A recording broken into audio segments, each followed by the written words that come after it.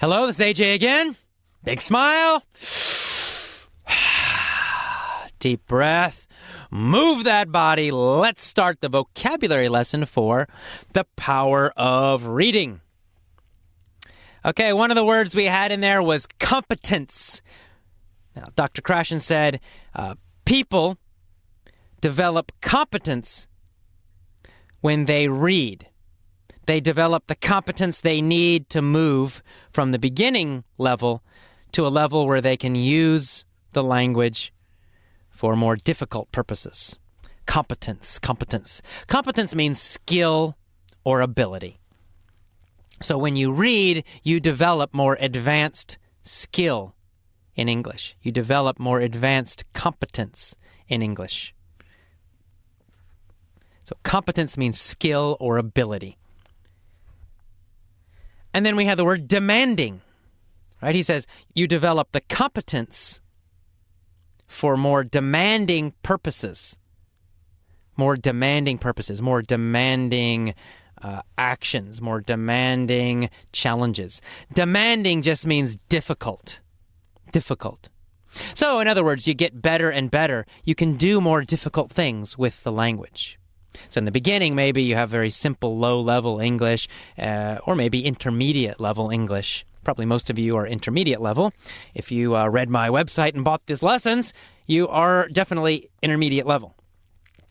So if you're intermediate level, but you want to use English for more demanding purposes, more difficult purposes, maybe now you can talk a little bit, but you can't go to a high-level business meeting and use English very well. That's a demanding purpose. It's a more difficult situation. It's a more demanding situation.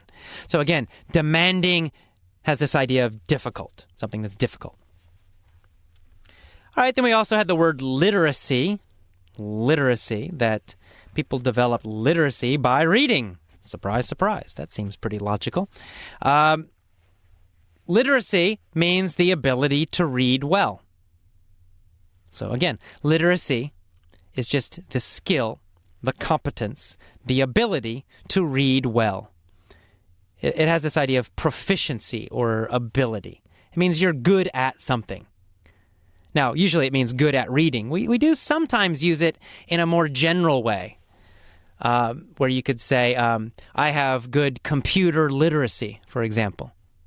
Now, we're not talking about reading. We're just saying computer ability, basic competence with a computer. We would say computer literacy. It means I understand computers. I can use computers. I'm not an expert, but, I'm good enough.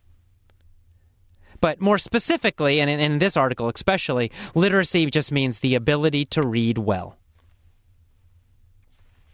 Okay, we had another little short phrase, well-read. And the sentence said, we rarely find well-read people who have serious problems with grammar. Okay, so well-read means, it just means that you have read a lot of books. A well-read person is someone who has read a lot. It means you have read a lot, you know a lot about books. Well, not about books. It means you actually have read books. You've read a lot of books. So that's what well-read means. So that sentence, we rarely find well-read people who have serious problems with grammar. It means people who read a lot almost never have grammar problems. And by reading a lot, we mean reading novels, reading books. Okay, we're not talking about textbooks. Reading textbooks won't help you.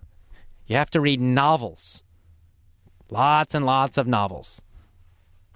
So that's the key. But if you're well-read, if you've read a lot of novels, and, magazines and comic books are fine too, then you will rarely, almost never, have problems with grammar and spelling.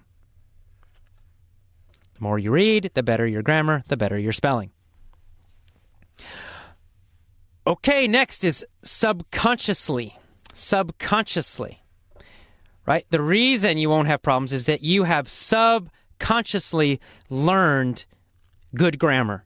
You have subconsciously learned good spelling. You have subconsciously learned good writing. So, of course, subconsciously means intuitively. Another synonym is latently or intuitively. It means you weren't really trying to do it. It just happened. It's kind of happening at the bottom of your brain or the back of your brain. You don't realize it's happening, but it's happening. If you learn subconsciously, you learn, but you don't know you're learning. And it's a great way to learn because it's so easy. And that's what effortless English is about. That's why we call it effortless English. Without effort, easy. So we're talking about some subconscious learning. The idea is that you're learning, but you're not trying hard. And in fact, in many cases, I would say in most cases, not just English, that's the best way to learn. It's actually the fastest and most effective way to learn. All right, next we had the word conventions. Dr. Krashen said people who read a lot learn good writing conventions. They learn the conventions of writing. Conventions, in this situation, means rules or habits. The rules of writing. The normal habits of writing. The normal rules of writing. The conventions of writing. It's the rules that most of us follow for writing. So the conventions of writing, again, the rules of writing. When you read a lot of novels especially, and I mean a lot. I mean, every day you're reading. Why are you doing it every day? Because you enjoy it. You're reading really cool, funny stories or interesting information. You're not forcing yourself. It's easy because you love it. It's something you like. So anyway, when you're reading a lot like that, you learn the conventions of writing. You learn the rules of good writing. If you want to write well, read books with good writing. Makes sense, right? Because then you're constantly getting good writing, right? You're reading, you're learning. How do you make a good sentence? How do you make a good paragraph? How do you tell a good story? The more you read, you just learn that subconsciously, intuitively. You don't need to learn a bunch of horrible writing books that teach you all these rules about how to make a sentence and how to get the subject and the verb to agree and all that bullshit. Forget that. Read, and you will acquire, you will learn the conventions of writing. You will learn better and better writing just by reading a lot of books. So that's conventions. Conventions means rules. And finally, we have the word assume. Or in the past, we said assumed. And the sentence says, we have assumed that first we learn language skills and then we apply them, then we use them for reading and writing. But that's wrong. Actually, we read, and then we use the skills. We get the skills from reading, from listening. So assume means to believe. To assume means to believe or to guess. It's a belief, but there's no evidence. There's not a strong reason to believe it. It's a belief with no evidence. So to assume means to believe. It sometimes has an idea of guessing, but belief is really the best thing. To believe, to assume. All right, that's it. That's all of the vocabulary for the power of reading. Next, let's do the mini story. Big smile. See you next time. Bye-bye.